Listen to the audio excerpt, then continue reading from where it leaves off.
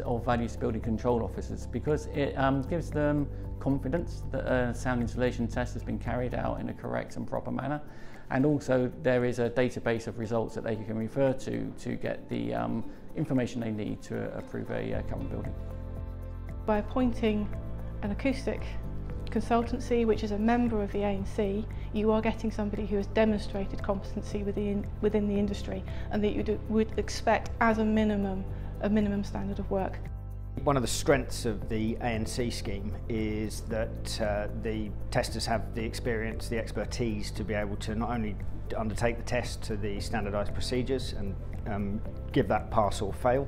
but also to provide advice in the design of those dwellings, and also in the event of a failure that they can diagnose problems on site and provide advice to remedy that to get a pass in building regulations.